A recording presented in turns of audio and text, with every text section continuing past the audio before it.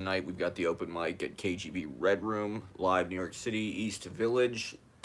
Every Monday night live, hosted by yours truly. I thought I'd just get on and do a little warm up, a little promo. Not that anybody watches or gives a shit. It's more just for me to get talking, to get some practice in before going on stage. One of the things I want to talk about, I saw this article in ProPublica. It was about an algorithm, how they've applied this algorithm to rent prices, and it's caused the price of rent to go up everywhere. And basically, what they were saying was the algorithm gets rid of the empathy factor. It's that pesky empathy factor. And what they're saying is basically the algorithm allows the landlords to confer with each other, and it tells them that they can charge more, that the market value of their rooms is higher than they anticipated. And so, whereas before, like right with the pandemic, all these landlords lowered the rent because they understood that their tenants were in crisis. So that's where the empathy comes in.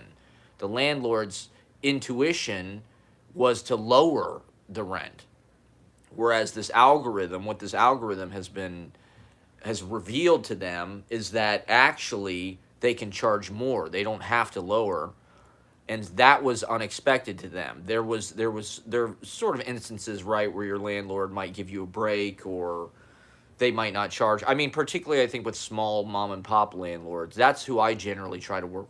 Overall, we're just seeing this crisis with housing, right? Where like nobody can find a fucking apartment everywhere. Somehow the housing costs are going up, and I think this article shed a lot of light on why that might be. These landlords are conferring with each other, and I don't know. I don't think that is like a market rate. I think that it's like with gasoline, it's like with inflation, with all this stuff.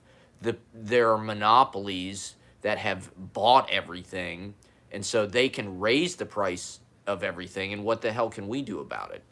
They can raise the price of fucking groceries or gasoline or rent.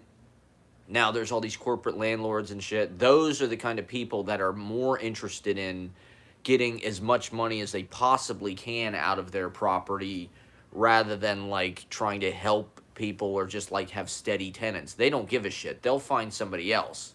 That's their philosophy. So they're applying these kind of hardcore corporate standards to residential housing, right? This is where people live.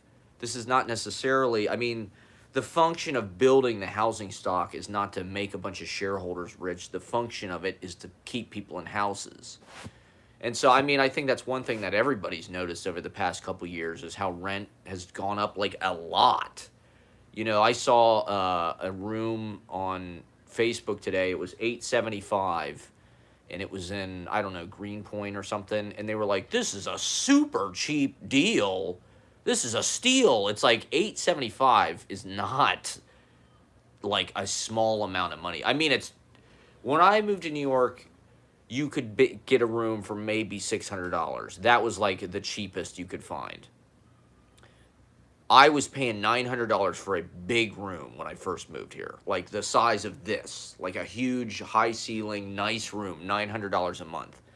Now, you would be hard pressed to find anything for less than $1,000 a month, and I think it's just because this is something I think about a lot. It's just how the internet, phones have allowed people to sort of consolidate their ownership and participate in the world in a way that's like a little more you can transact stock exchanges, you can transact financial transactions all with touch of one button.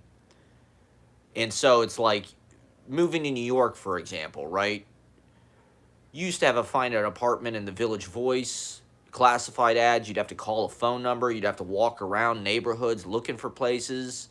It was a little bit of a face-to-face operation. It wasn't like the whole market was the entire fucking world of people on their phones.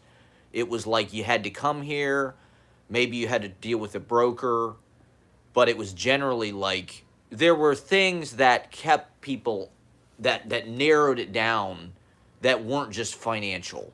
Now it's like I can get on Zillow, I can get on fucking Craigslist, I can get on Facebook Marketplace, whatever, find exactly what I want. I mean, people can buy up. I don't know. It's the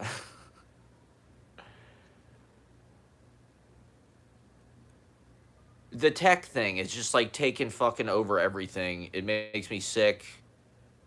The more they charge for stuff, the less ability. This is something I was talking about with my parents the other day and my neighbors because they just installed this fucking new like buzzer system on the building where it's like a camera with like a screen and a dongle that goes on your keychain. But the way that people buzz in is they have to like call your phone and you buzz them in on an app. It's not like, before where you have an intercom on your wall.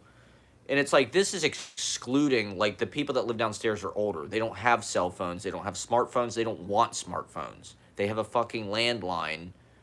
And so like my dad is like this, right? Like he's got a flip phone.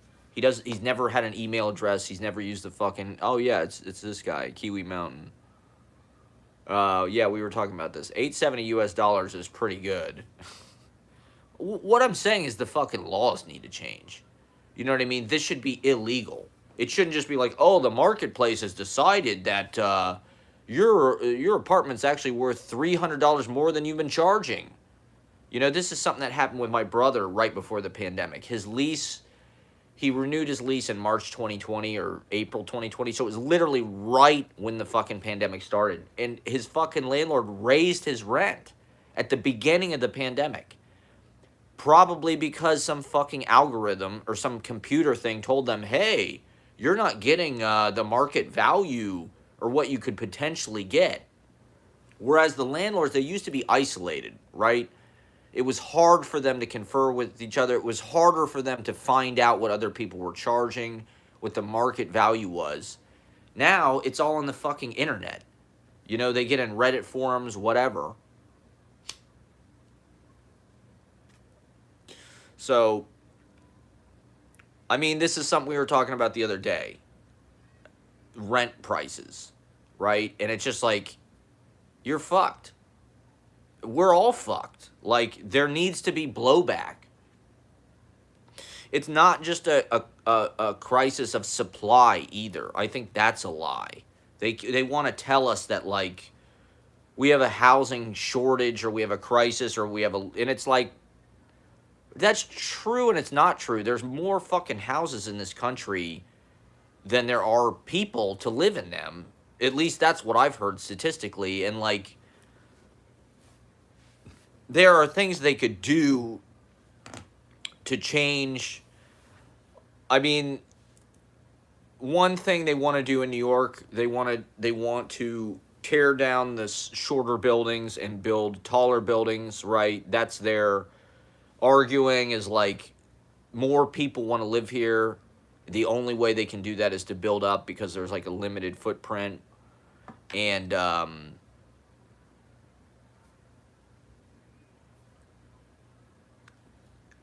suppose that's true, but what's changed is the whole fucking world is now like in the marketplace for an apartment here.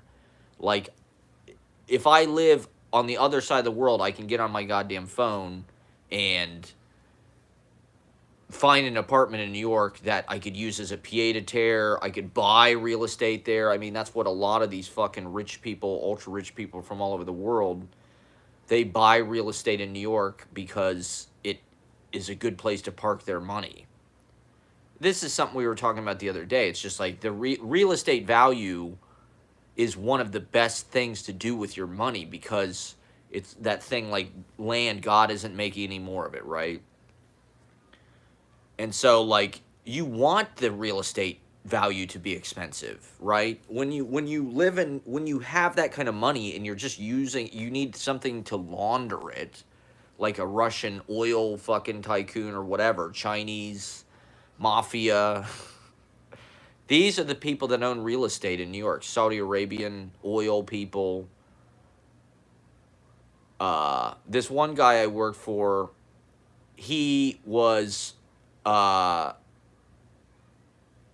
wanted in Japan because he had owned some business in Japan and he ripped off all of these old people's like pensions. He just stolen all of their social security money and he fled to the United States and he owned a restaurant in New York and I'm sure he owned a bunch of property and stuff and it's like he just had to do something with that money.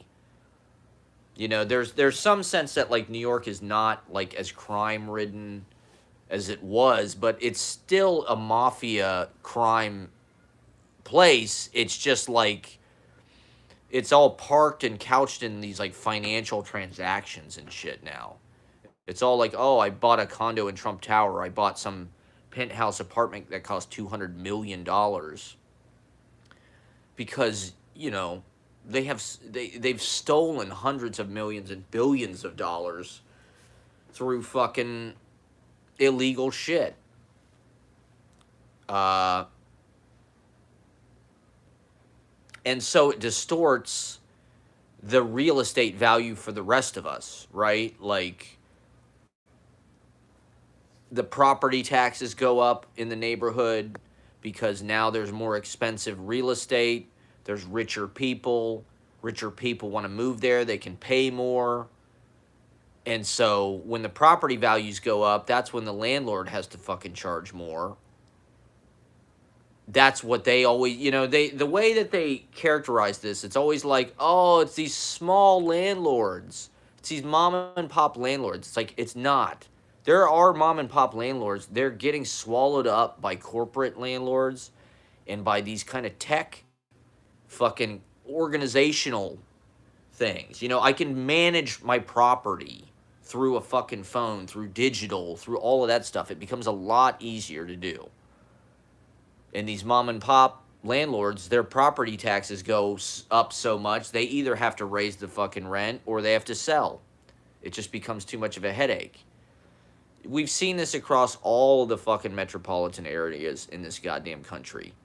In my hometown, it's unrecognizable. I moved away 10 years ago. I had an apartment. It was $550 a month. It was an efficiency apartment. It was a studio. It was 2 rooms, gorgeous apartment. It was the equivalent of like Central Park in Columbus, Ohio. Beautiful. I had a tennis court across the street from my house. I was in the most desirable neighborhood in town. There was a grocery store. There was a bank. There was all these restaurants, theaters, nightlife, everything. Beautiful view. I had a front porch. I had off-street parking. $550 a month, including everything, including all the utilities. I had a window looking out over the fucking... Because 30, 40 years ago, that neighborhood was a bad neighborhood. And it was a campus slumlord. It was this campus realty company called Pella. And the idea was it was sort of transitional apartment between college and like whatever you do in adulthood. You move off campus to the short north to the studio apartment. That's $550 a month. You live by yourself for the first time before you like buy a house or whatever. That same fucking apartment now, I think, is like $850 or $900 a month. I think the tenant has to pay the utilities now.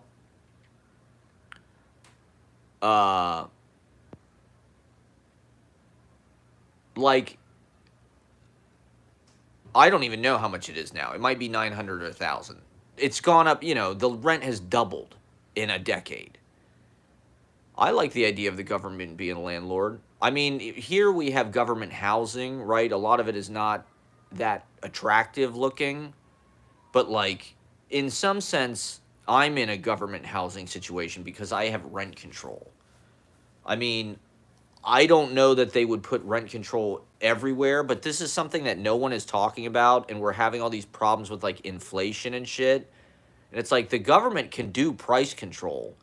That is something that they can do. They can step in and say, you're not allowed to charge, $5 for gasoline or $4 for milk or whatever the fuck, or rent like this place, the market value is 10 times what I pay for it, but it's rent controlled. So you can live like a human being. That's what's mysterious about the inflation thing is it's just like my strategy has always been like I don't I want less money. I want to pay less. I want to work less. Money is time. It's work. And so when they raise your rent, so it's no longer $550 a month, it's $900 or $1,000 a month. Maybe the wages go up concurrently, but I really doubt it. Like, that's sort of the argument they're making, is like workers have gotten more wages over the last few years, and so the cost of things has gone up. And I just think that's bullshit. I think they use that as a fucking excuse. They don't want to pay people more. They don't want to earn less. They want to be rich as fuck. They don't have rent control everywhere. It's really a New York thing. They have it like certain places, maybe New York, San Francisco, and maybe certain places of LA. The bigger cities in this country are Democrat, right? They tend to lean left, and there is socialistic kind of infrastructure laid in to some extent, particularly in New York. There's rent control. There's a little bit of health care. I can go to the dentist, sort of. You know, there are clinics and shit that are free. Columbus, Ohio, where I'm from, is a right-wing state. I had a conversation with my grandpa when I was home about rent control, because I was telling him about this apartment, and he's like, rent control? That's not fair. Then I can't get the market value for my real estate. It's like, well, to me, it makes sense. You know, like, it allows me to live a normal fucking life and work like a humane amount of hours and actually have like sort of a nice fucking, I mean, I think that should be the goal. They should strive to, you know, tiny homes, I think, is the solution, really. Just start manufacturing the fuck out of tiny homes and just put them everywhere. Put them all over this fucking country. I don't know why they're not doing this immediately. If there's this fucking housing crisis, like, build some shit. Like, that's jobs. That's productivity. That's like...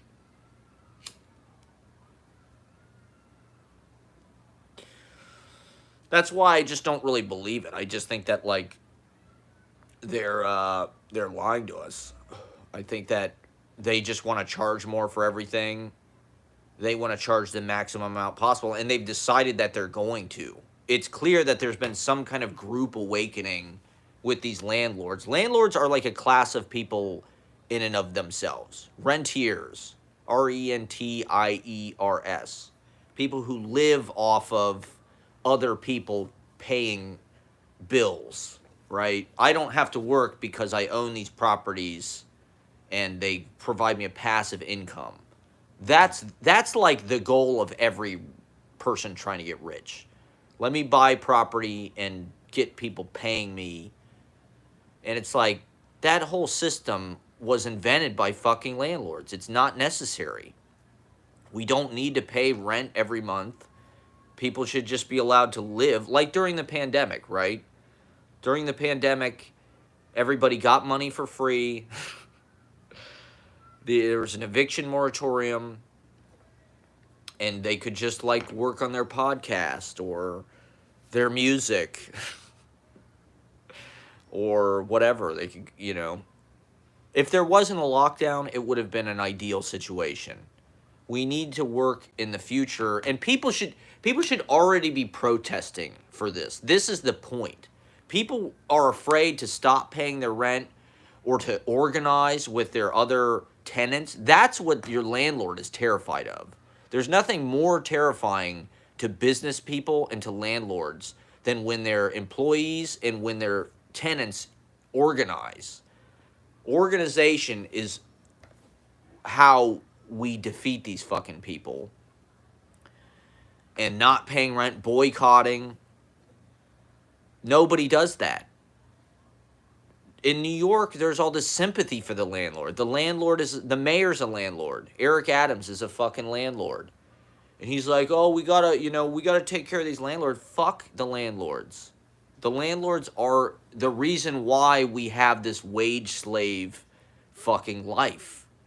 Because they want to be rich. They want to build wealth by having us pay them like a ridiculous percentage of our income. I mean, that's the other... I don't know when they woke up to this, right? But, like, A lot of my heroes, the poets of New York, they all lived in rent controlled apartments. I have friends who live in the East Village who pay like $500 a month or less every month to live in nice apartments in the East Village. And so they can be artists and they can be poets and they don't have to worry about getting a job, right? They can work part time. In this country, and I don't know how it is where you live, but in this country, they want you to work all the time till you don't know anything else, till you're just. And they've managed to do that by raising the rent. It's that fucking simple. It's everybody's biggest expense. And so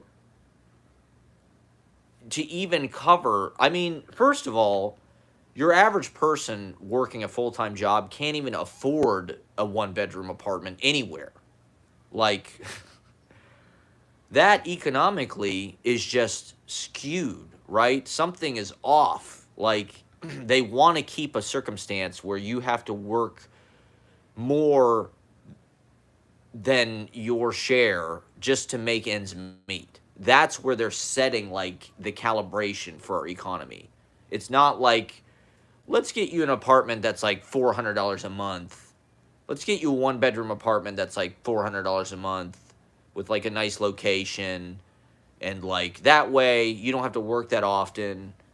And you can just kind of, they don't want that. They want to take as much money of as much of your fucking money as they can. Right? And so they're going to calculate, oh, you make $40,000 a year. Well, your apartment, what? It's 40 times rent. If you make $40,000 a year, that means you can afford a $1,000 a month apartment. That's $12,000 a year. Boom, right there. That's over 25% of your income. And then the government takes something like that, 20%, 10%.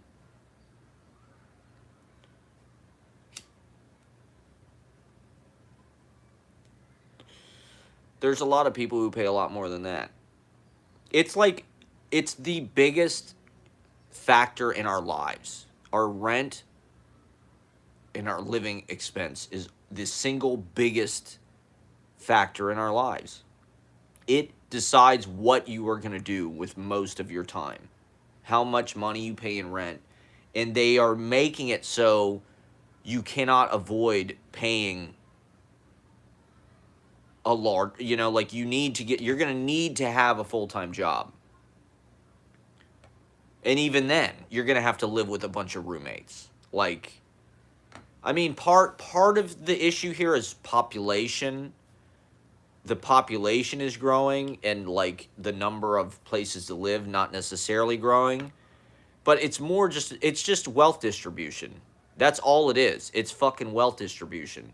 There are, I'm sure within a 5-mile radius of here, there are thousands of apartments that no one is living in, that either rich people own or rent, and they just don't live here. Like, it was either just an investment or they have some house someplace else. Like, that's fucked up. They could have people living in these office buildings that are empty. There's all these fucking super talls, right? The super talls are the perfect example of what we're talking about because nobody actually lives there. You can't live there. There's too much wind. There's too much sway. There's too much vertigo. You cannot live in these fucking apartments. I read somewhere that human beings actually psychologically can't even handle living above like the 4th floor. Like, it's too fucking just like freaky. Or like just like anatomically or something. Physiologically, we just can't handle it. And so when you pay $90 million for an apartment that you don't live in, all it does is drive the real estate value up. It drives the property value up. It distorts the economics of the market for the people that actually live. There's two economies. There's an economy for people that work, that like, we have nothing, like they're raising the rent on us. They don't understand. And then there's the wealthy people who like, they don't they don't understand what money is actually worth. They don't understand when they buy an apartment that costs $90 million, and your rent goes from being, this one lady I know in the East Village was telling me they want to like double her rent or something. It's like that destroyed her life, right? Like she cannot pay it. She has to move. Like it's just, to be honest, I do think that it's also just like a strategy to keep people destabilized and to keep people from organizing. I mean, the cities are the prime organizational space. I mean, now there's the internet, I guess, but like if you look at where movements happen, where cultures happen, it's a circumstance where people can come to the city, they can live cheaply, so they have time on their hands, and they can get to know a lot of other people and build projects together. Meet people from all over the world. You know, that's what New York was, right? People come here from all over the world and they collaborate. Now it's like everybody comes here and they have to work so goddamn much just to pay their rent. It prevents relationships from being formed. It prevents, there's no theater companies, right? When I was in college in the 2000s, there was some sense like, I'll move to New York and I'll be in a theater company in Manhattan. And we'll live in Manhattan and we'll have our like theater company. Nobody does that. It's not possible. Anybody who's like a theater person who doesn't have rich parents has a job. So that means they probably live way the fuck out in Brooklyn. Maybe they have a theater company in Brooklyn. Maybe they do shows in Manhattan from time to time. But there's no fucking way that they all live in Lower Manhattan. And, you know, it's just not possible. Unless their parents are rich as fuck. Like, and so having that kind of culture and that kind of community in a world city, in a world capital, is important. Having leftists, having fucking anarchists, and having them actually be able to like breed something like punk music. It's not really, you can't ferment something because poor people don't live, all of the subways go into Manhattan, right? Now, so it was convenient. People could hang out, they could walk to each other's apartments. Now it's like, I have a friend who lives in Bay Ridge. That's an hour on the end of the fucking train. Most everybody else lives in like Bushwick, Ridgewood. That's 2 hours from Bay Ridge. It's like everybody's spread all over the fucking place. You got to ride the train all the time. You got to work all the time. You have, you know, a smaller and smaller window to be creative, to be alive, to be not stupefied by like violently being overworked, which is the condition they want to keep you in. They want to keep you in debt. They want to keep you obedient to the system. And like, this is all we're trying to escape. We just, you know, America is supposed to be about freedom. All of the fucking propaganda and shit is about freedom. And everybody's got a fucking job. Everybody's got a job where they work more than 32 hours a week. That's not freedom. That is work. I'm not saying like I don't want to work, but it's also in America, like you're in the economics of selling shit. And so a lot of the work that's offered to you, like there's not a lot of poets, right, in this fucking country. There's not a lot of jobs for that. However, if you want to sell cars or be a soldier or work in a bar, work in a restaurant, there's opportunities. If you want to wash dishes, if you want to lick some rich asshole's fucking boot heels, that's Trump mindset, right? He's the owner, god, lord, king of the like manor, and all of the people work for him and his family at Mar-a-Lago. It's a service economy, right? There's completely a new feudalism. That's what I see when I go to Columbus, Ohio. I feel like I'm in a fucking medieval feudalist. There's peasants in the mud working their little pathetic, eating dirt and living these kind of diseased, fat, gross lives. And then there's the disgusting, idiotic rich people who are also just like indulgent and morons and like spray tans, Lexuses, Muirfield Village Golf Club. I've seen it. It's ugly. This country is, since the Reagan era, it's just become a big lawn with fertilizer and chemicals and Miracle Grow and sprinklers, and it's toxic as fuck. And it's all single use zoning. You have a house, you have a fucking yard, you have a driveway. If you're lucky, this is the dream.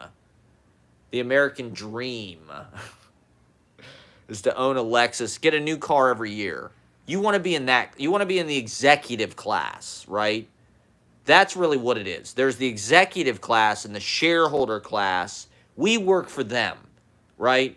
We buy the products, we pump the gas, we serve the French fries, and then they steal our money and they gamble with it, and they think they're great, and they golf, and they have private jets, and they sit in the club level of the Taylor Swift concert, and they eat fucking oysters on ice and catering.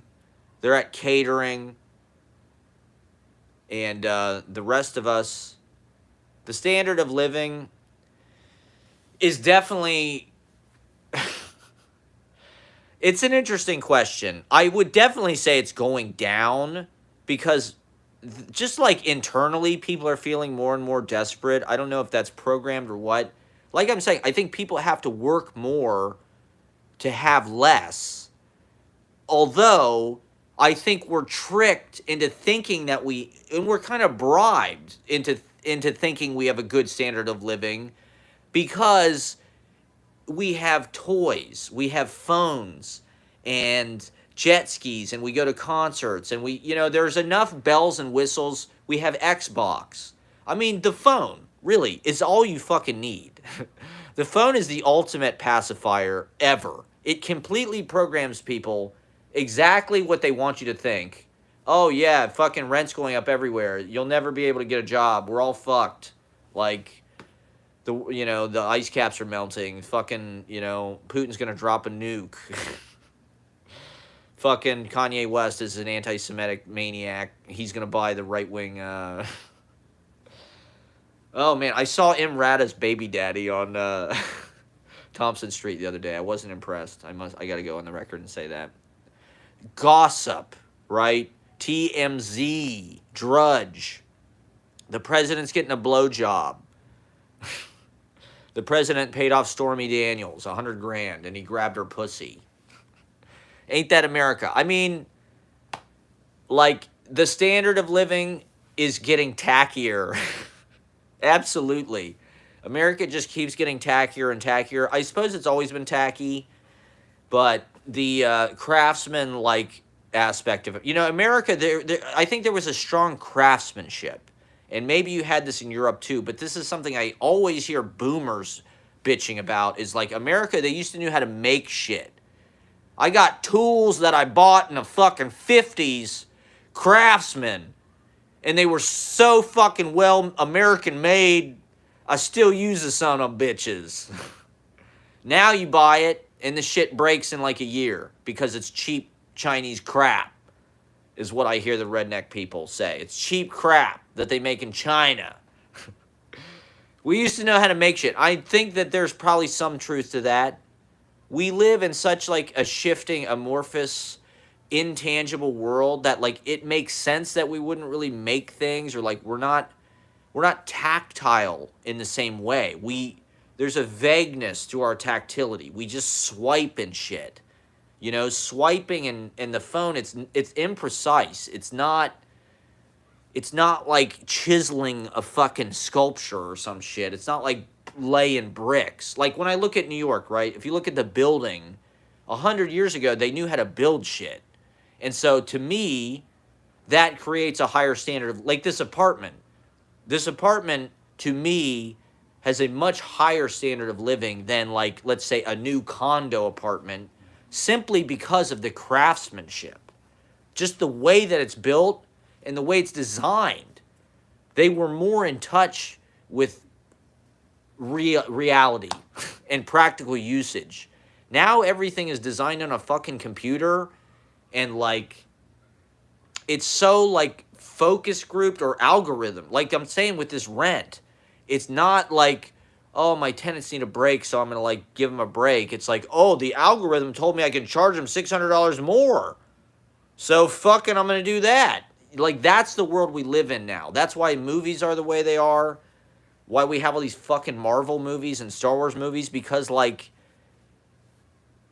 to me, that's an indication that the standard of living has gotten tackier. If you look at the movies they made in the 70s, for instance, they were good movies.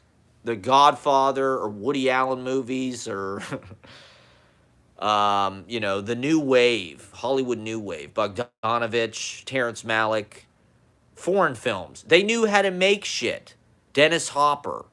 They knew how to make movie stars. They knew how to make albums. The musicians knew how to play their fucking instruments. Now everything is Pro Tools, it's Photoshop. You don't actually have to like do it. You can just like sort of fix it later. And it's like, to me, the standard of living has gone down in that sense. It's like you're getting a bigger, more bombastic product, but it's hugely watered down, and I don't think it's actually functional. It's like everything's melted. It's like they fucking knew how to make shit that, like, had, like, structure in, like, the 60s and 70s. Like, look at music. There's no better example of that. In the 60s, they knew how to make songs. They knew how to, like, build a fucking album and, like, make it so it sounded good. So it's like, yeah, I want to listen to this over and over and over again. They don't know how to do that anymore. Like, it's all just diluted. Like, it's all computer pornography. They pornograph the fuck out of it. They make everything have big fake. Like, look at Kardashian, right? Her ass is fake. Her tits are fake. Her lips are fake. The whole shit is fake. Like, no thank you. Give me a real fucking woman every goddamn time. I don't care if she's not, like, some kind of freakish, like, I'm not into that shit. I'm not into, like, the plasticization of, like, every goddamn thing.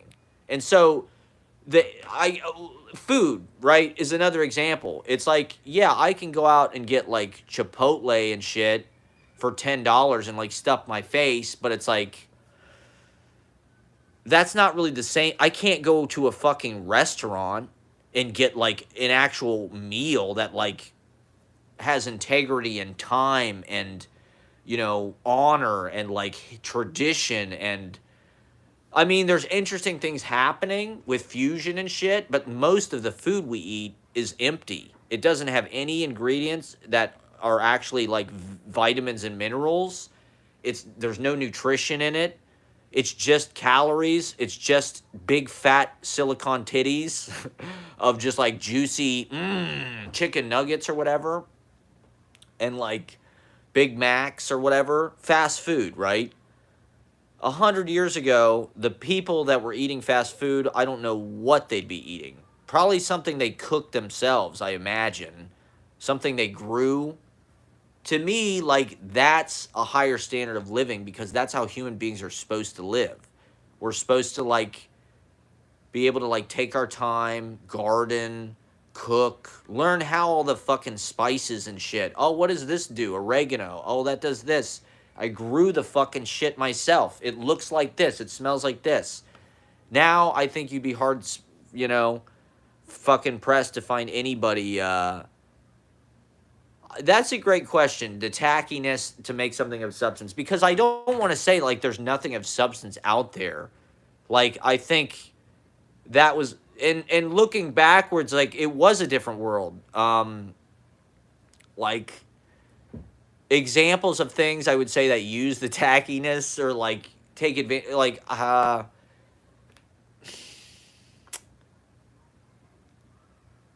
don't know. I mean, just like historically, I wonder if we're just like in an era that's just like not one of the better ones. I mean, I think there are artists out there that have a lot of integrity and are doing like okay, for a just to use like a broad example, I'm going to say Taylor Swift, right? Like, do I think Taylor Swift is like as great of like a crafts person as like Bob Dylan, let's say? Not really. I mean, Bob Dylan is a freak. You know, he can hear a song that's 20 minutes long one time and remember all the lyrics and shit. Like, the dude literally knows thousands of songs by heart and can play them in any fucking key. Like, that is part of why he can write the way he can. He can write a song like Murder Most Foul that's 20 fucking minutes long because his brain is can hold that info exactly. And not there, I mean, I would say he's one of the few people that could even do something like that, if the only one. And like, you know, Taylor Swift, I think, is a great fucking songwriter, and like her body of work and shit is crucial to like the narrative of this generation. But it's also just like it's glazed with a lot of corporate shit because that's what the fucking culture we live in is. It's big Walmart music, you know? It's Nashville, Big Machine. If listen to the way country music has changed, right? In the fucking 60s, it was Johnny Cash and George Jones and Tammy Wynette and Dolly Parton and shit. And they're playing real. These people are out of the fucking woods, you know? They grew up in like the 1800s, basically. Like, they probably went to church and like they sang and shit with their families, like in because they didn't have electricity practically. Now, country music sounds like fucking Tom Petty. It's big arena rock because that is what the fucking like corporations have found out. They need to program that the demographic of people, the rural red state like truck driving fucking people. That's like the climate that they live in now because they've been programmed by right-wing talk radio and that whole fucking, and they've grown up in an era of FM radio and just like classic rock music, which hits harder. And so like the old country shit, boom chicka, that doesn't work in the same way. It's more in your face. Everything in our culture is more in your face. It's louder. It's like, and so this is what I mean by tacky, is like wrestling, right? Wrestling is an interesting thing to look at because I've always been a wrestling fan, but look at the way it was in the 60s and 70s. It was black and white and it was these big fat dudes and it was not that exciting. Now it's like, wow, it's all these lights and fireworks and people doing flips and the guys are fucking massively huge and like it has to move with the times. There was like a sweet spot, I think, where like the technology was just good enough. Like a lot of the work from the 60s and 70s, I do think that like it was before the technology just like took over. And I mean, we're increasingly see that now. We're living in a time where like, you know, in 2010, the technology took over everything. And now with like AI art and shit like that, I was reading this thing today about like the AI art can generate a picture in your style as if it were you. And so a lot of these artists, it's like people can just like punch into an AI thing, like draw me a picture of this in the manner of whatever, you know, artist, Picasso or Crumb or whatever the fuck you want, you know, and it can just spit out. And so as an artist, I think that's like a crazy fucking thing to be facing as far as like technology intervening in the making of the work itself. I mean, I think that there are definitely ways to like play with this stuff with like substance. It's all just like a tool. To me, I guess like the frustrating thing is like we live in like this big corporate culture with these big stars. And so if you're not a part of that mass media, It's like, especially in America, it's just like what you're doing is like just like this meaningless in the face of the economics of everything that we're talking about, right? You can't make a living in this country unless I feel like you do that, unless you commercialize yourself in a way which is like uh playing by the rules. There's so much, the corporations have so much power. There's so much advertising influence on everything that like that is the kind of media that people are used to consuming, and so that's what they want. It's like it's passive, it's immediate gratification, uh it's TNA, it's guns, it's explosions, it's lowest common denominator, and like to me, I do feel like a freak or something, but like there is like a substantial American culture that you can like hook into, like beat literature, New York school literature, poetry, painting, Franz Klein, fucking de Kooning. Like there's a lot of artists that this country has made and made recently that like a lot of Americans are just overlooking. Like it's just mysterious to me the kind of shit that people are, it feels like a diversion, right? It feels like because McDonald's is everywhere, that's what people eat. They don't have a choice, right? It's just like we watch wrestling because it's what's on fucking TV. It's what works in that kind of lowest common denominator. It's a big spectacle. And Americans like that shit. It's harder to like cope with being like a tiny little figure in this landscape of like giants where it's like The Rock, fucking Hulk Hogan, or like movie stars, Leonardo DiCaprio, or fucking Taylor Swift, or these big celebrities and these big money making Titanic on, right? So it'll make $1 billion fucking dollars. Like they don't need 1,000 little interesting weirdo films. They need one Titanic. They need Star Wars. They need Spider-Man. And so like the public, the audience in this country gives all the attention to that stuff. It's like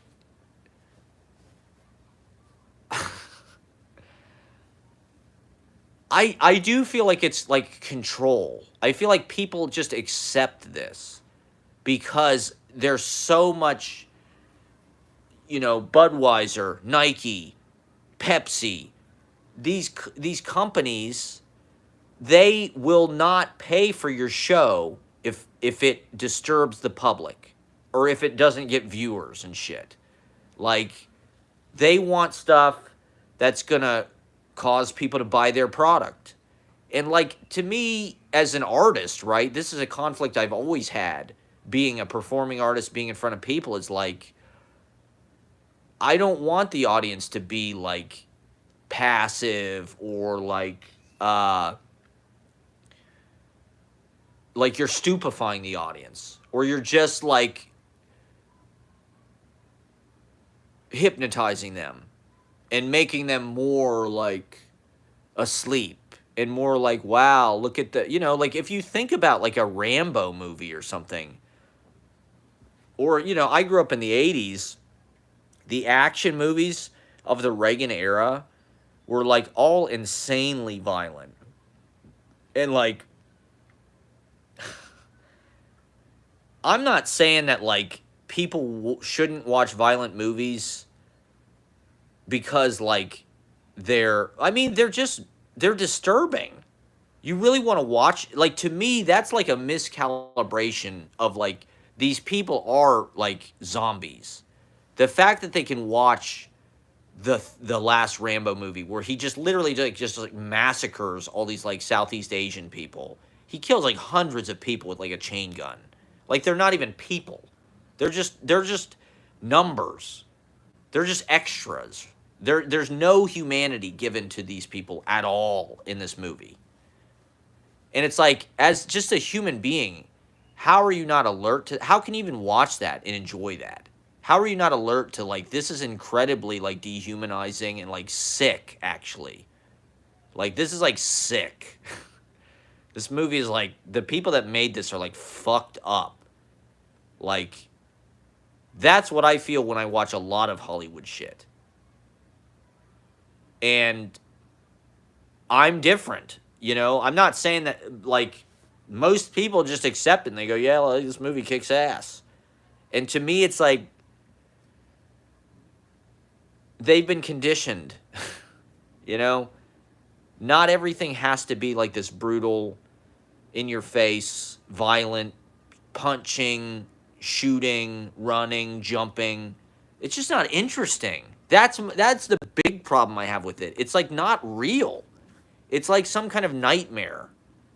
You know, it's like every movie is just like somebody like running and like jumping over like big. Yeah, I have a lot of, well, my videos. I have a lot of ideas for films. I was like a filmmaker in college. That's what I was trying to do, was write, you know, and direct like fictional scripts or whatever.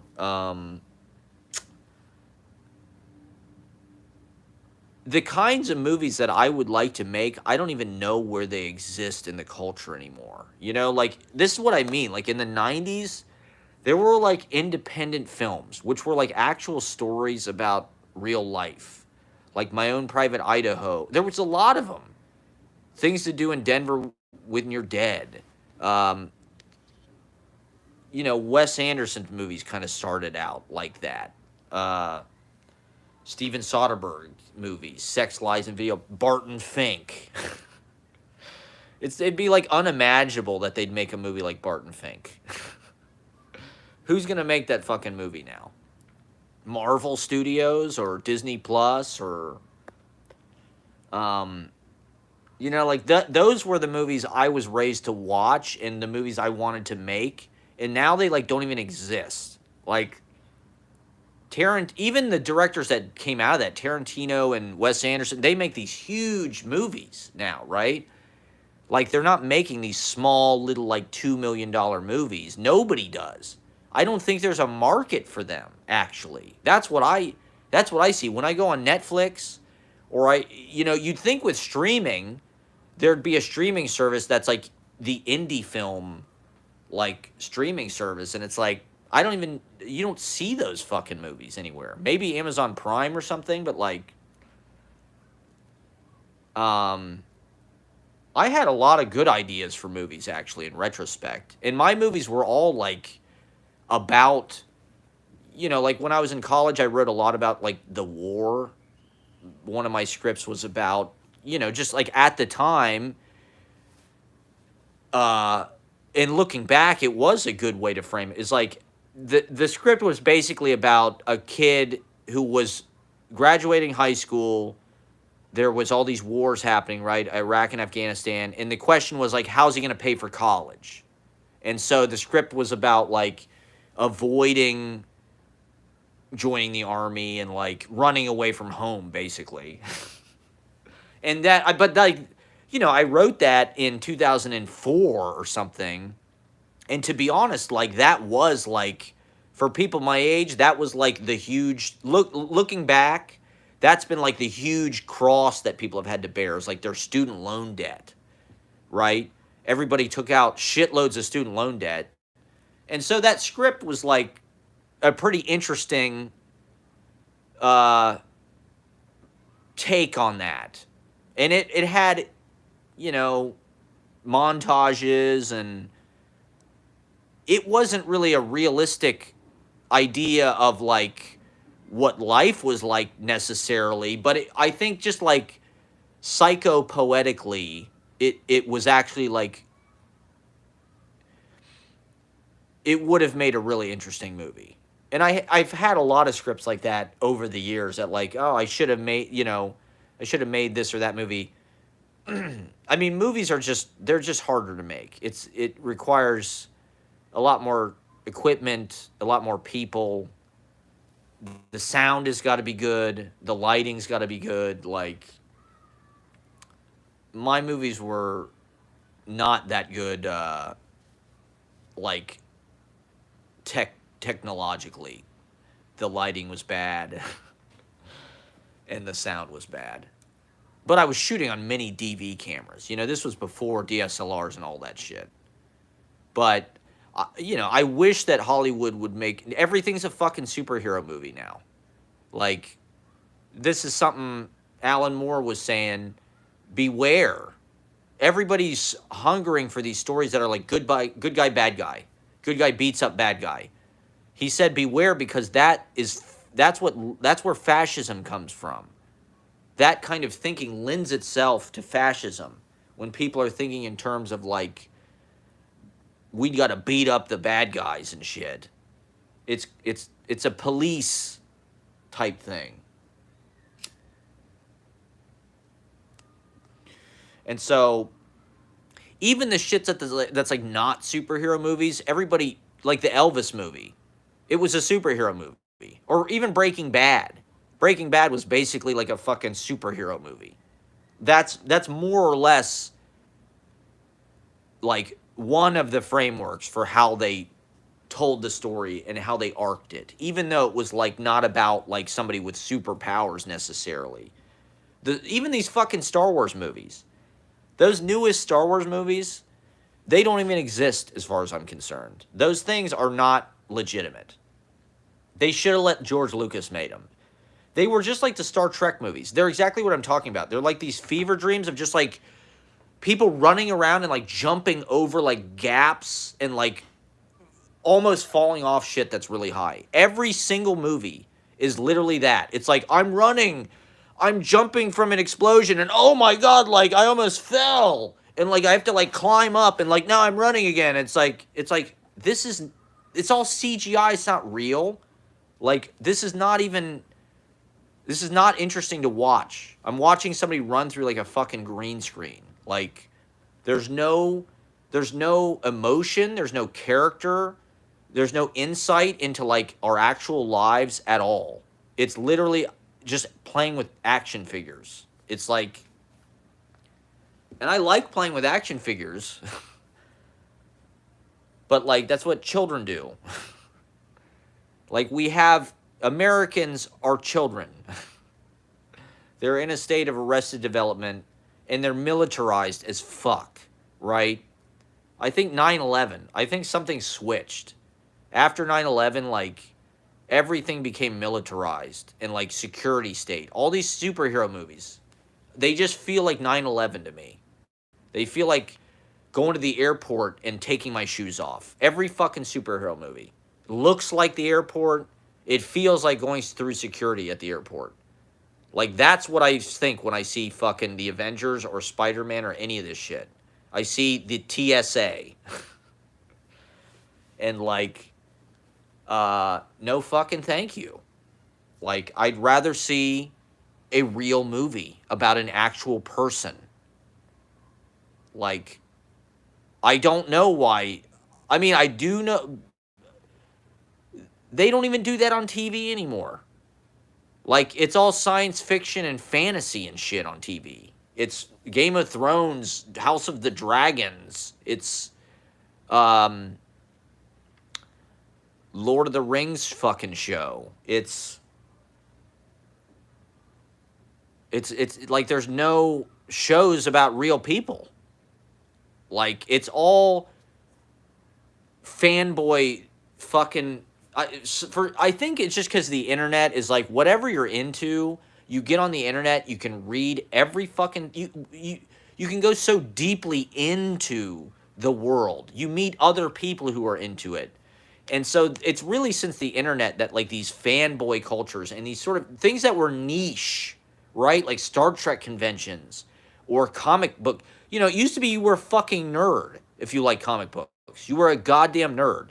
The internet, these people have like they've found ways to find, just like the landlords.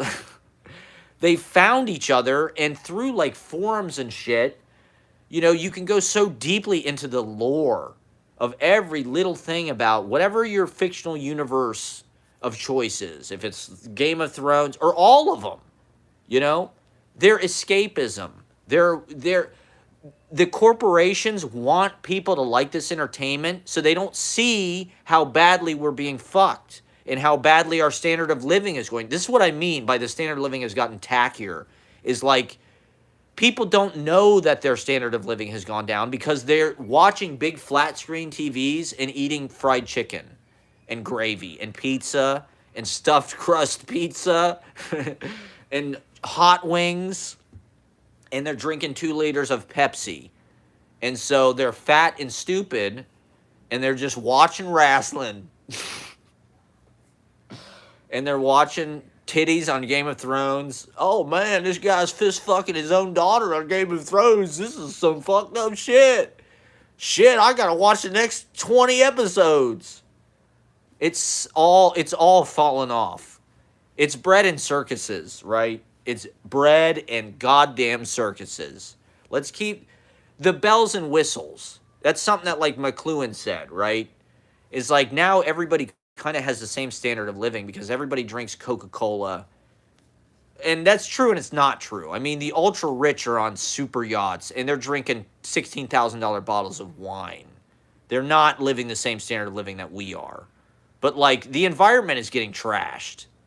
So we're all, you know, like in a certain way, it doesn't matter how good the fucking standard of living is because like the environment is getting trashed. And like, you know, I saw 70% of animal species have been exterminated over the last 50 years because of human beings. To me, that's similar to like the disappearance of the tangible world. When you go outside and you see less trees, you hear less animals, you see less animals, you feel it. You feel more emptiness, you feel more heat, you feel vapor, you know, you feel humidity, and you feel death coming. It's like apocalyptic, the stillness and the emptiness and the smog, the thickness of it. And that's America. These businesses want to destroy all of it. They want to cut down all the fucking trees, kill all the fucking steaks, poison all the water, drill all the oil, dump all the fucking trash, dump all the plastic, poison all the oceans. Because they're making money. And they can go out and eat fucking foie gras and fucking, what are those goddamn Japanese steaks? Wagyu beef. The Chateaubriand. It's sick. And we're all fucked. What can we do? There's nowhere we can run. You can't even get a house out in the middle of nowhere for $200 a month. Like, everybody wants these stories. They want, like, violence, more empty, symbolic, like, patriotism. That's basically all these fucking superheroes wear red, white, and blue, right? Spider-Man, red, white, and blue. Captain America, red, white, and blue. Could I make a new Star Wars or let George Lucas make the fucking Star Wars movie, for Christ's sakes.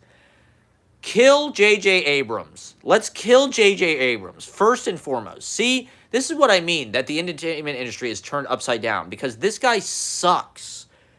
He has no talent. He is a fucking marketer. He is a fucking executive. He's not an artist. He is a spreadsheet. That's it. It's just spreadsheets. That's what I see when I see the fucking Star Wars movie. I see algorithms. And I see marketing spreadsheets. And China and the Middle East and Europe. And we got to sell this movie everywhere.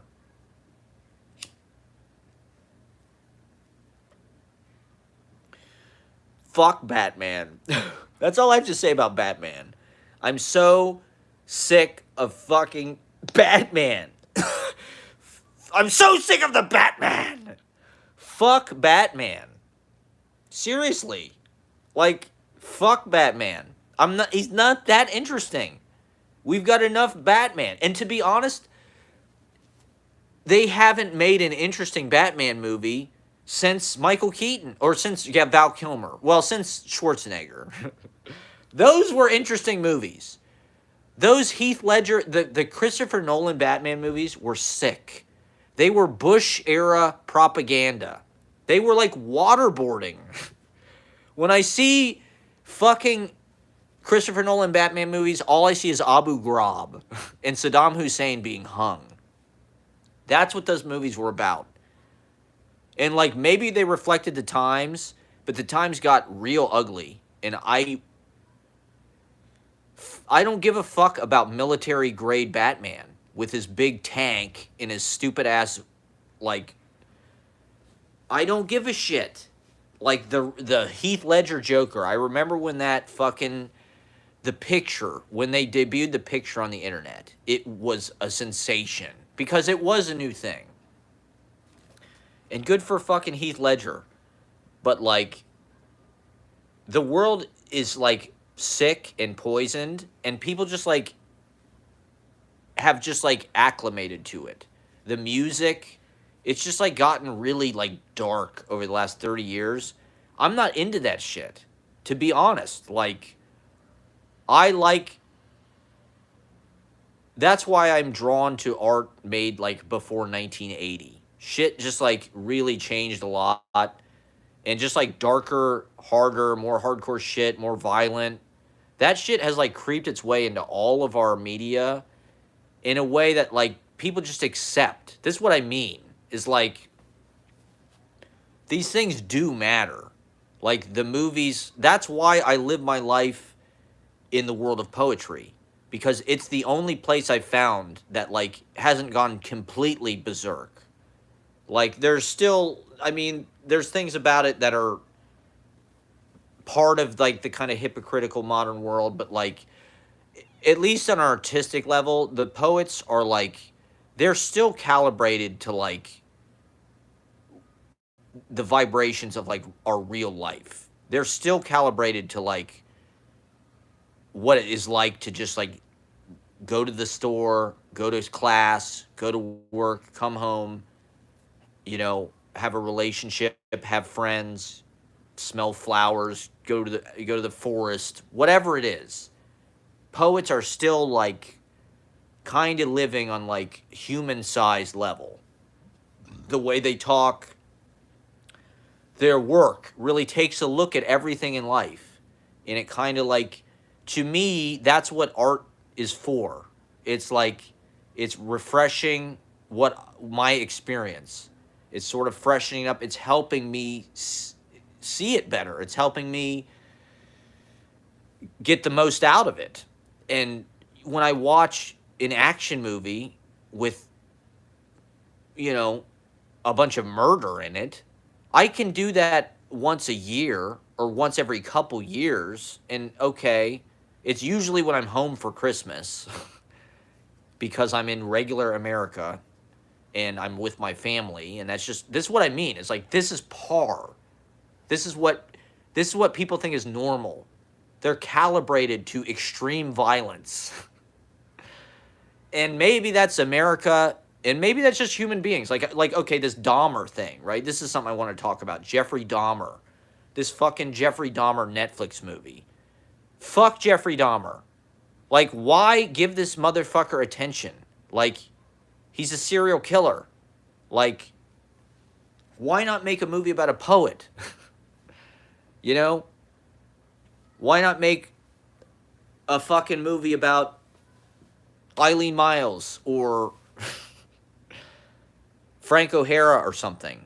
No, let's make a movie about Jeffrey Dahmer, who killed people and ate them and put them in his refrigerator, sodomized them. Like, he's a piece of shit. He's one of the worst people, you know, like, who lived. And yet, our culture is obsessed with this shit. Our culture is obsessed with serial killers, Dexter, you know, true crime podcasts. It's all symptomatic of the same shit. It's all it's the superhero thing and the serial killer thing are flip sides of the same goddamn coin. People are like afraid and they don't. I mean, there are a lot of reasons to be afraid in this country. The gun thing, obviously, mass shootings. It's just an aggressive place. But I think that these corporations understand that if they really aggravate the differences between us and they keep us isolated from each other, it makes them richer. It controls us. It keeps us distracted by each other and sort of fighting against each other and killing each other while they murder the whole planet and steal all the money and charge us, ridiculous amounts of money to even stay alive. You have to work 40 plus hours a week just to even stay alive. Like, homelessness is criminalized.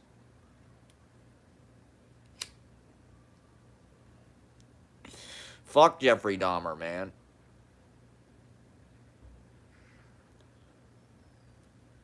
Fuck all the serial killers. It's just like these mass shootings. It's like the reason why these guys do it is because it gets them famous.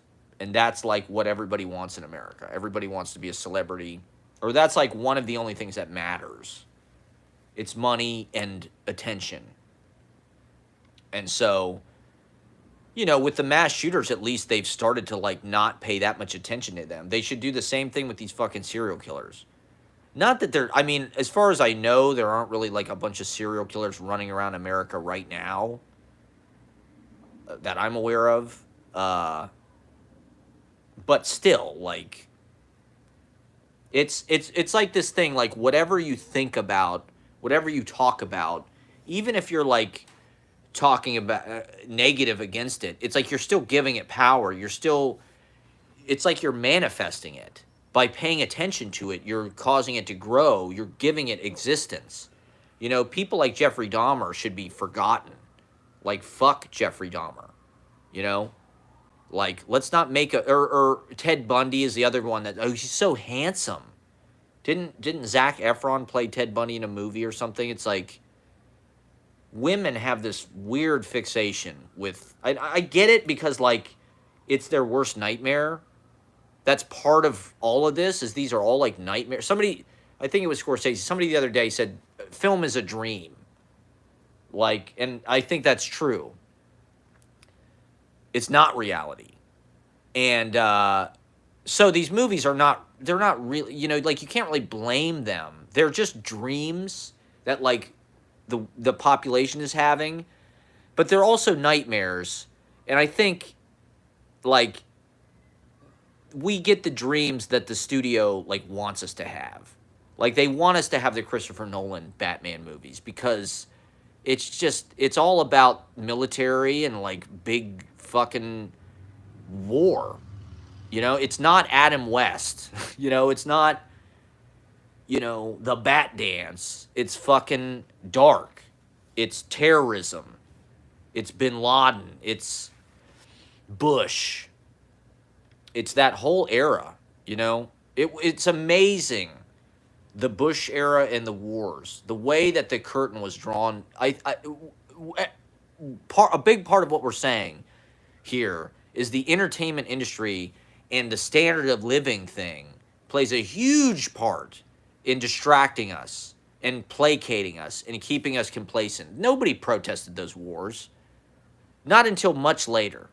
There was some student protests and shit on campuses, but like they rolled those motherfuckers out and they fought them for 20 goddamn years. Like those Batman movies are the nightmares of this era in the same way that like the 60s was maybe a little more carefree. It was hippie era. They had a higher, that's when they had a higher standard of living. When World War II ended, the United States economy was so robust, and suddenly they had this huge surplus of resources. That's when the beat thing happened. That's when paperback revolution happened, because like people they didn't have to work. Rent wasn't that high. Living was cheap. Cost of living was cheap. They made money. So they could think, they could write books, they could write poetry, they could read poetry, they could get into culture and shit. Now, we live in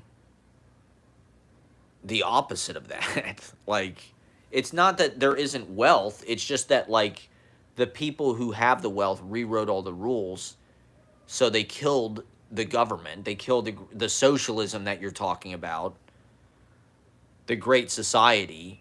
The 60s, that was the last era in the United States of, like, really big government, socialistic, Lyndon Johnson and all that shit. And then with the 70s, the recession, and the 80s with Reagan, the sentiment since then has been about we gotta shrink the size of the government. Any kind of spending is bad, and it's just freeloading. It's handouts. People need to work.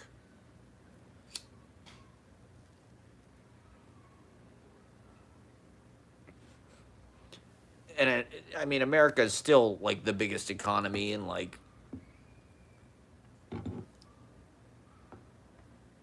it's just the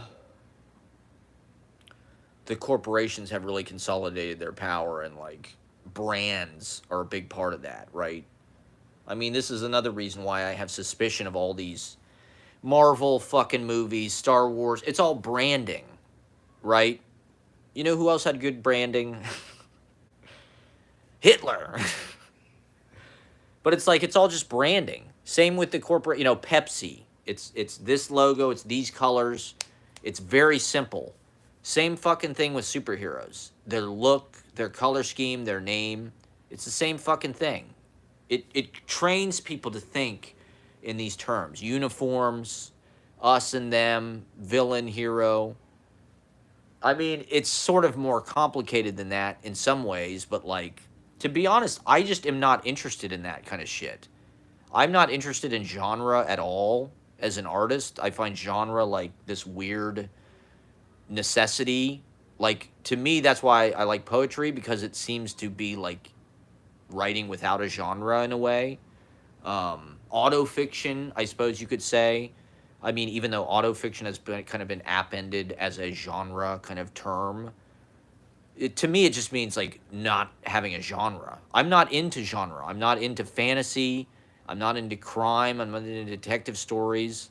I'm not into fucking comic book stuff. I don't need that extra layer. I'd rather see Uncle Vanya any day of the week. I'd rather see Chekhov, you know? And you're never going to get Chekhov to write a fucking superhero movie. I don't care what fucking, I'm just not interested. If there's a fucking superhero involved, it's not that, like, if it's on and people want to watch it, I'll watch it. But, like, I will never pay money to see a fucking superhero movie again in my life. Ever. Why would I do that? Like, I think this is a big problem in our culture, Thank you, Kiwi Mountain. If you have any more questions, I'm going to sign off pretty soon. I've got my open mic tonight. I'm hosting an open mic in New York City. Real life, not comic book bullshit for a bunch of nerds and losers, okay? You're all nerds, okay? Star Wars fans, you are nerds. N-E-R-D-S, nerds. Have you ever kissed a girl? Well, now they're in control of everything, was my point. It went from being like the fringe culture to being like the monoculture, which is like, some of it is kind of interesting. I don't like hate all of it, but like, I just don't like that it's like literally blotted out everything else. Like, I know that's like an easy complaint to make, but like, movies today, there's not a whole lot I even want to see. I gotta say, I don't know. Richard Linklater's pretty good. Even what was the fucking hey, we'll see you there, Woe Guy. Who is Woe Guy? Yeah, I'm hyping the show right now.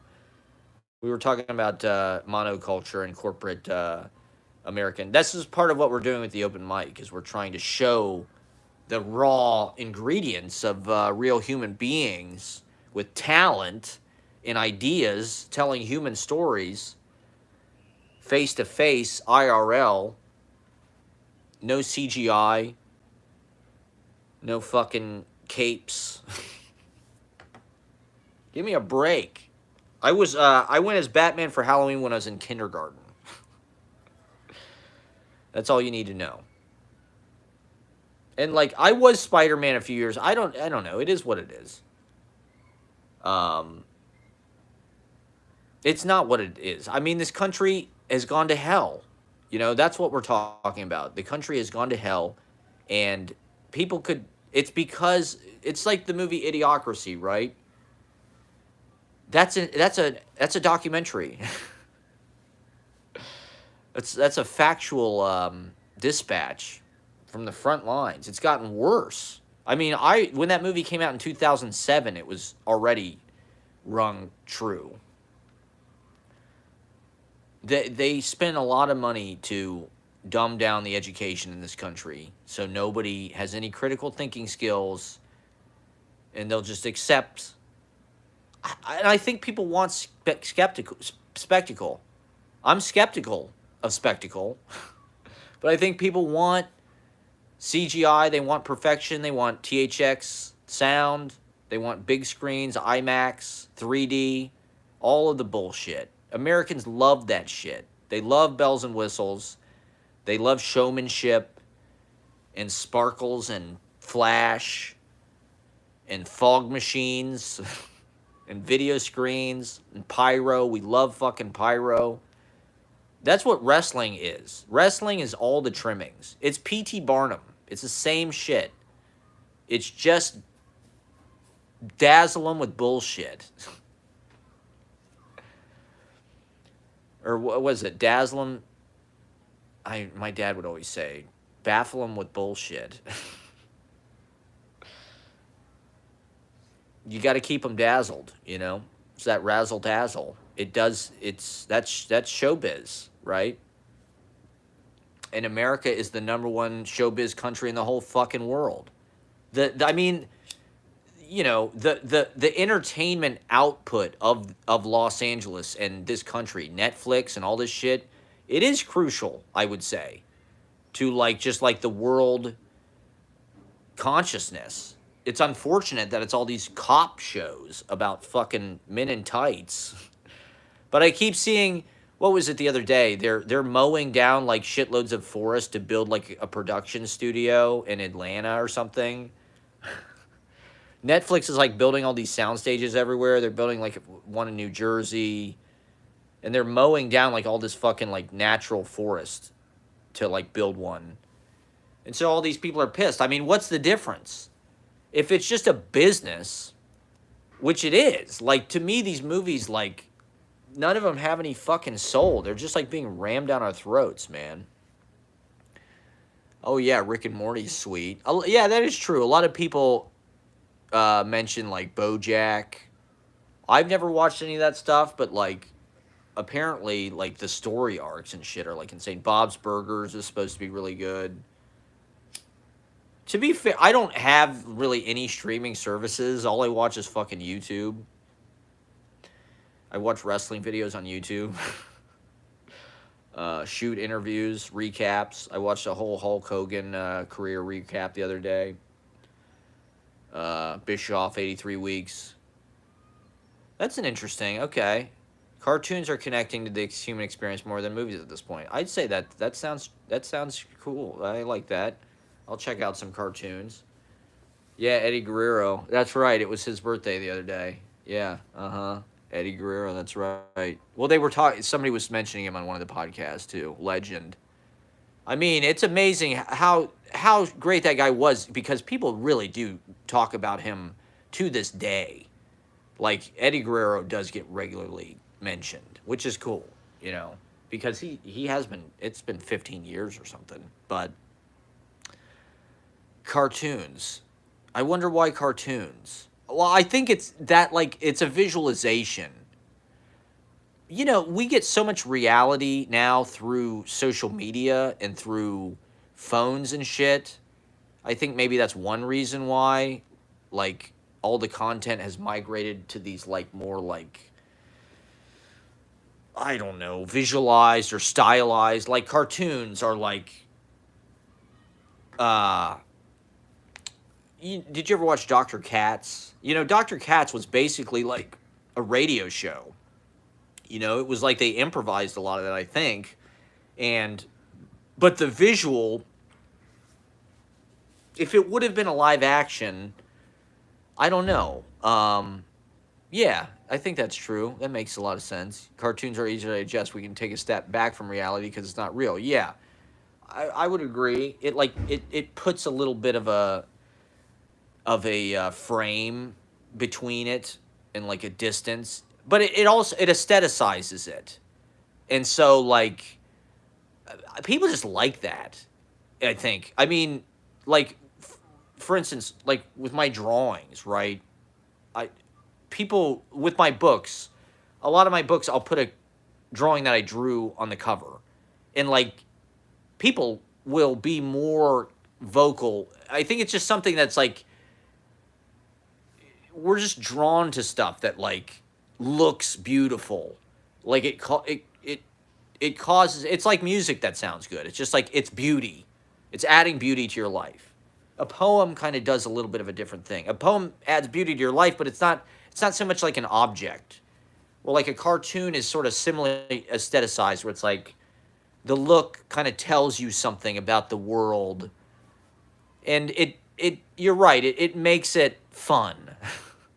It takes life, which is like can be grim or we it can just be we get sick of it.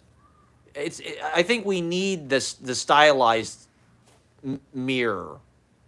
Like if it was just a mirror, it might be too intense. But the fact that it's like exaggerated this way, or like if it's animal characters or something, can make it kind of like it's easier to like project onto it. I think. Like the Simpsons, they're not exactly humans. They look a little different, but we can see ourselves in them, but also not. There's like a I don't know. Cartoon is an interesting aspect of like art and shit. Like, yeah. It's like I've been wanting to draw more recently. I've just been feeling this urge to draw, but I don't do it because it's just harder. I don't know. It takes effort to like make it right. But having this relationship between like speech and image or poetry and image, right, is kind of interesting. Like the cartoon, you have the vocal track and you also have the cartoon image. And so like with my poems, a lot of times it's like it kind of I try to the poem is visual, but like there is something that's like you wish it had more of a hand drawn image. That's one thing that I really like about cartoons and like feel like is important is they're like hand not all of them but like not anymore but like theoretically they're hand drawn. They're the product of like a human hand anyway. They don't look just like life. They somebody's imagination filters it and so it looks a little different. They're yellow, they have overbites, they have four fingers, or whatever it is, Family Guy, they all have those huge chins and shit. It's like that's a signature. That's the trademark. That is the thing that like identifies it and stylizes it and makes it art, I guess, in a certain way. Dr. Katz, it's that squiggle vision, right? The characters all squiggle. And it's like it's part of the vibe and the mise en scène of the thing. But I think it also plays into comic books, right? Everything we're talking about, comic books are the ultimate example of word and image. Like they took this form, which is essentially exactly what I do with my chapbooks. I mean, a comic book is a chapbook. It's not hardbound. It's paper, and it's stapled. It's pen and ink. That's it. And it's still images and words. And yet, they're able to conjure universes, right? And they're basically storyboards. I think that's one. That's a big reason why Hollywood goes for the fucking comic book movies, because they are pre-imagined. The movie's already made. It's all they have to do is fucking go out and film the comic book. You know, the whole image is there. So it's like executives know exactly what they're going to get. Basically, they have a better idea. They're not going to read a script. This is part of what I'm saying, is like the image, I think, it's like seeing a hot chick or something. I mean, we're just drawn. We live in an image-based culture now, more so, I think. Even as text continues to exist through podcasts or articles or tweets or whatever, captions. But like, people have an immediate affection for images that I think they don't have for language, really. It's like, if you see something that you like, that like looks good, oh, that painting's beautiful. Oh, that's, you know, beautiful drawing or whatever. And so I think having with my own stuff, I'd like to bring in more of hand-drawn quality, and that was something. I was listening to this interview with Alice Notley the other day, and she was saying like the hand-drawn is kind of disappearing, which I kind of agree with. Like, handwriting, you know, people just type everything, and cartooning, I think, actually has that kind of signature. Here, I'll show you. Oh my God.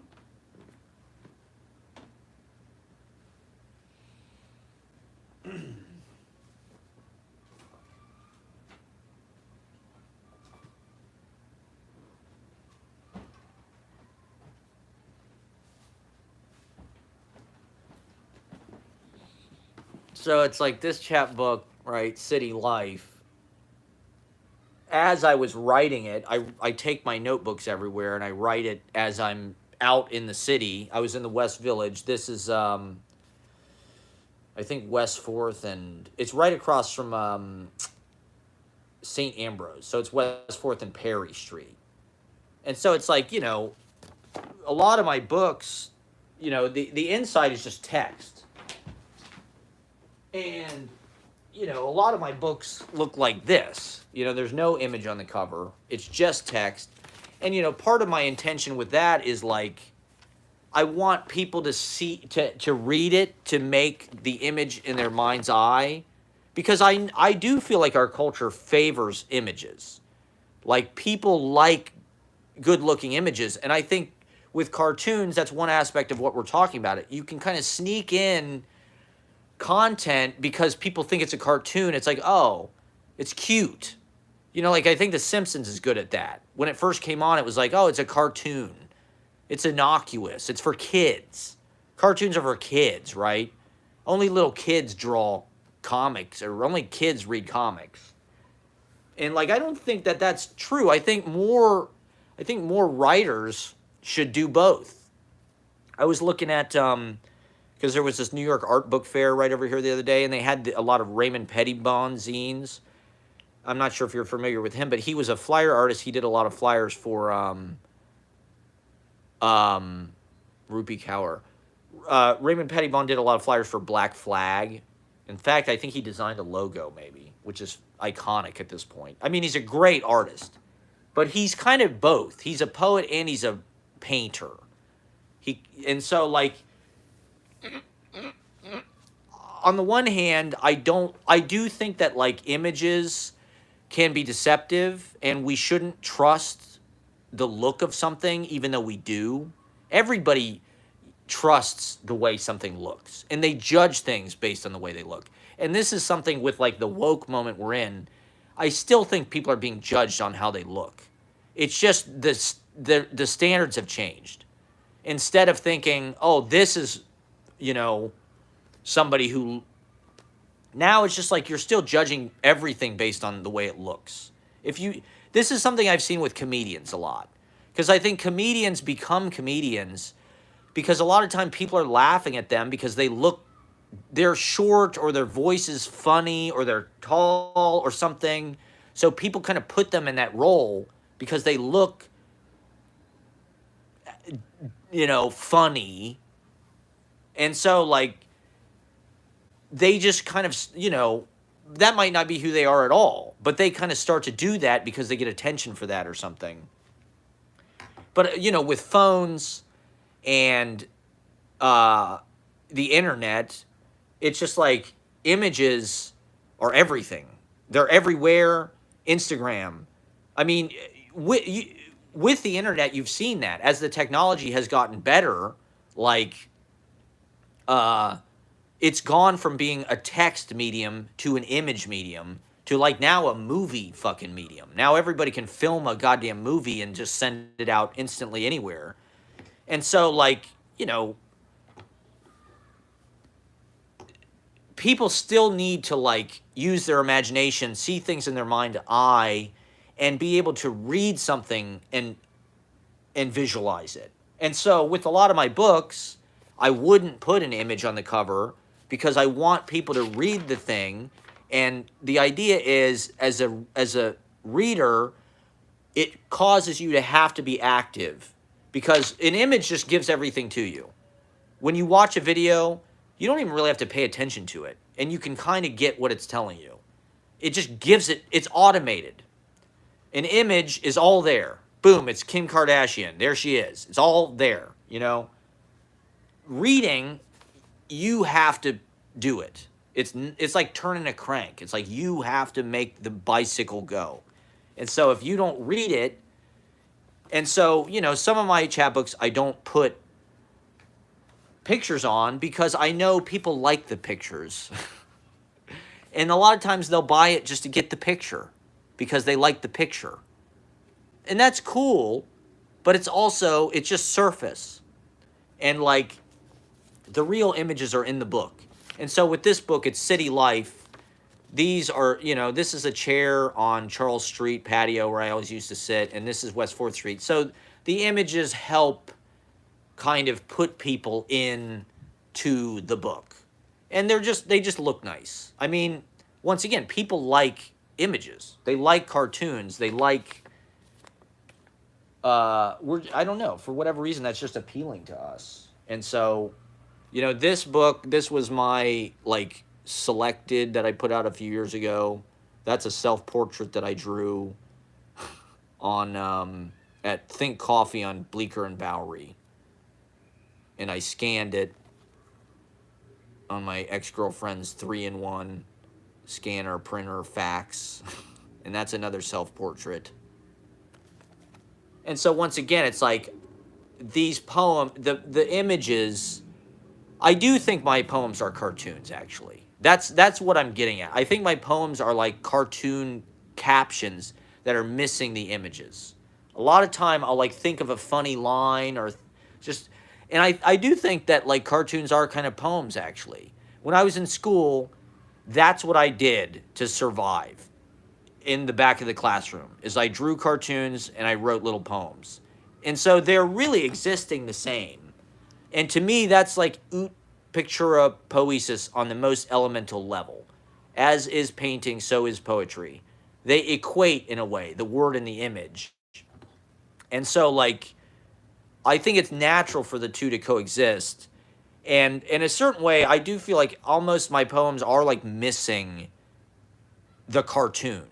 And so, I don't know if you watched my videos recently, but I've started to read long poems over the visuals, which are just like a vlog or vlog of New York. And so that's my way of sort of like making a cartoon out of the poem, or giving it an image, right? People can listen to it and they're hearing it and they're seeing things in their mind's eye, but it automates the process. rather than them having to read it in a book or me having to publish it on a blog or a book or whatever. I just put it in the video. It's the voiceover. And so people can just click the video and listen to the whole goddamn poem, even though it might be 40 minutes long. And there will also be an image, which I do think that, like, artistically, it is something I want to do, to have both. And I'm not a cartoonist per se. I don't know how to animate anything on the computer. Oh, cool. On Vimeo, huh? And if you've ever seen the movie Waking Life, it's kind of an interesting example of what we're talking about, because it's not really a cartoon, but it is kind of. It's kind of a cartoon for adults in a way. They filmed it, they actually filmed every scene, but then they rotoscoped it, which is they go in and they trace, and they paint basically every frame. And so it's sort of a cartoon, and it's sort of it has everything that we're talking about, this kind of image, and it's an incredibly verbal movie. It's almost like My Dinner with Andre, where it's like it's all these characters, and they're just like it's all these monologues basically of all these different portraits of these different kind of street characters. And so a way of making it visually dynamic, I think. If if it was he had just filmed these people on mini DV cameras and like released it as a movie, probably nobody would have seen it. It would have been like a small documentary thing. There would have been nothing that really distinguished it. But because it's animated in this way, all of a sudden it's like, a classic movie or whatever. And so I would like to rotoscope my whole show. I wish there was just an app that would do that. But I'm strictly analog, so I don't know how to animate anything digitally. I don't know how to do Flash and once again, part of the reason why I don't draw is just because it's just too much work. You have to make things look like how they actually look, sort of. Which, any social media. All right, I'm going to sign off here because I do have to get ready and shit. Is there a website? You can go on Easy Paradise Mag on Instagram. There are pictures, there are videos, there are posters, flyers. There's all the up-to-date info with whatever I'm changing or working on or this or that. I'm on Facebook, Easy Paradise on Facebook. I post all the readings to the YouTube page, so if you're a subscriber, you can see them all on YouTube. They've been getting a pretty good amount of views, so let me know what you think. Check out my Scenes from a Life videos. I air every Monday night at 11 p.m. on Manhattan Neighborhood Network and on YouTube. Subscribe, like, and subscribe. Watch my newest one, September Song and Sly Fox. It's 3 hours of poetry podcast, video, cartoon, everything we're talking about against the corporations, against the superhero homogenization, against the private conglomerate landlords. So we'll see you tonight, KGB Red Room, East 4th Street, New York City, near 2nd Avenue. We've got, oh my God, it's a stacked lineup. Brendan Lorber, our featured poet. We've got Billy Cancel on the list. We've got a lot of really, really good poets, actually. So it's going to be a good fucking night, a good show. Kiwi Mountain, thank you guys for watching. Whoa, guy, we'll see you in a little while. Thank you for watching. We'll fix it all soon. I promise.